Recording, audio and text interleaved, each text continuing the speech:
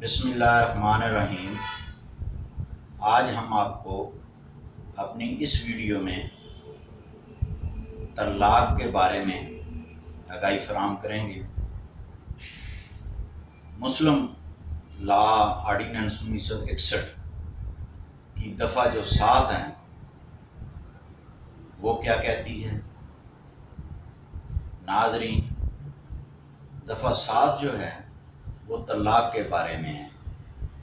کہ طلاق کیسے دی جاتی ہے اور اس کا آگے جو ہے وہ یونین کونسل جو ہے وہ اس کو کیسے مکمل کرتی ہے۔ دفعہ 7 جو ہے وہ یہ کہتی ہے کہ اگر ایک شخص اپنی بیوی کو طلاق دیتا ہے تو وہ ایک جو طلاق نوٹس ہے وہ یونین کونسل کو بھیجے گا اور ایک جو ہے وہ اپنی اس بیوی کے ایڈریس پہ بھیجے گا۔ وہ نوٹس بذریعہ ڈاک بھیج سکتا ہے، بائی ہینڈ بھیج سکتا ہے۔ اب جو طلاق ہے وہ شخص جو حکومت پاکستان کا اسٹامپ پیپر ہے، اب موجودہ وقت میں جو ہے وہ 50 روپے کا ہے، اس پہ طلاق نامہ تحریر کر کے روبرو دو جو ہے گواہان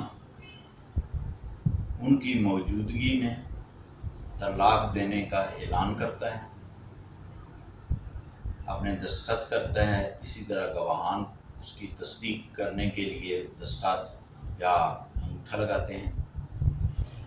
اس کے بعد یہ ساری آگے پروسیڈنگ ہوتی ہے۔ اور اگر ایک شخص نوٹس طلاق جو ہے وہ صرف بیوی کو بھیجتا ہے، یونین کونسل کو نہیں بھیجتا، یا یونین کونسل کو نوٹس بھیجتا ہے اور بیوی کو نوٹس نہیں بھیجتا، تو اس نے قانوناً جرم کیا ہے۔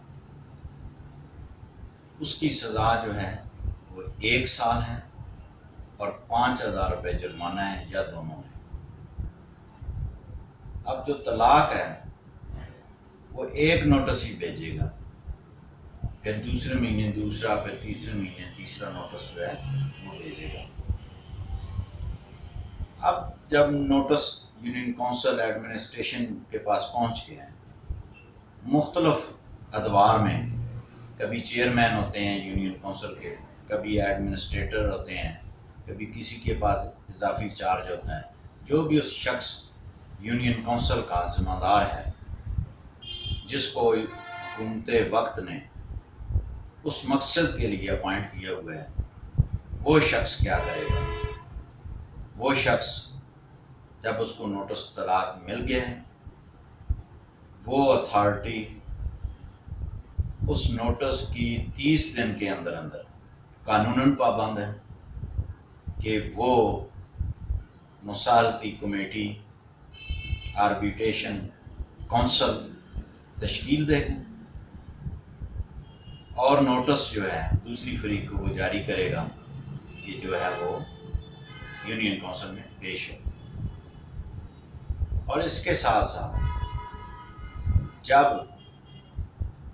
دونوں فریقین حاضر ہو جاتے ہیں یونین کونسل میں، تو پھر جو مرد ہے اس سے وہ مجاز اتھارٹی اس بات کی تصدیق کرتی ہے کہ یہ جو نوٹس طلاق آپ نے بھیجا ہے یہ اس کی آپ تصدیق کرتے ہیں۔ اگر وہ شخص یہ کہتا ہے کہ میں نے نوٹس جاری نہیں کیا تو وہ ساری پروسیڈنگ ختم ہو جائے گی۔ اگر وہ اس بات کا اقرار کرتا ہے کہ یہ نوٹس طلاق میں نے اپنی بیوی کو دیا ہے، تصدیق کرتا ہے، پھر جو ہے مجاز اتھارٹی جو ہے وہ دونوں فریقین کو کہے گی کہ اپنا ایک سالس جو ہے وہ مقرر کرے۔ اس سالس کے مقرر ہونے کے بعد 3 افراد پر مشتمل وہ کمیٹی جو ہے، مصالحتی کمیٹی جو ہے، آربیٹریشن کونسل جو ہے وہ تشکیل پاتی ہے، جس کا ہیڈ جو ہے وہ چیئرمین ہوگا یا وہ آفیسر ہوگا، ایڈمنسٹریٹر ہوگا، اور 2 جو ممبر ہوں گے وہ ایک لڑکے کا جو ثالث ہے اور ایک لڑکی کا جو ثالث ہے وہ ہوگا۔ اور اس کمیٹی کا، مسالمتی کمیٹی کا جو کردار ہے وہ 90 ڈیز تک یہی رہے گا کہ باہمی مشاورت کر کے ان کا کمپرومائز کروایا جائے، ان کے کوئی دیگر مسائل ہیں ان کو حل کیا جائے تاکہ یہ علیحدگی ممکن نہ ہو سکے۔ 90 ڈیز گزرنے کے بعد جب وہ یہ سمجھتی ہے کمیٹی کہ ان کا آپس میں نباہ نہیں ہو سکتا، ان کی جو ہے وہ یہ دوری ممکن ہو گئی ہے،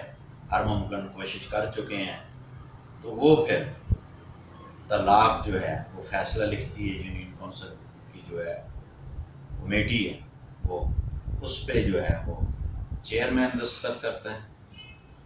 ایڈمنسٹریٹر اگر ہے تو وہ دستخط کرتا ہے، اور وہ دونوں ثالث جو ہیں وہ دستخط کریں گے، اور اسی میں فیصلے میں عدت خرچ کا بھی تعین کیا جاتا ہے کہ عدت خرچ جو ہے وہ جو ہے کتنا ہونا چاہیے۔ ناظرین، جن دوستوں نے میرا چینل ابھی تک سبسکرائب نہیں کیا ان سے گزارش ہے کہ وہ جلدی سے سبسکرائب کریں، لائک کریں، شیئر کریں اور کمنٹس کریں۔ نیکسٹ ویڈیو میں ہم آپ کو بتائیں گے کہ عدت جو ہے وہ کیسے یونین کونسل ڈٹرمن کرتی ہے کہ عدت خرچ جو ہے 3 ماہ کا وہ کتنا ہونا چاہیے۔ اللہ حافظ۔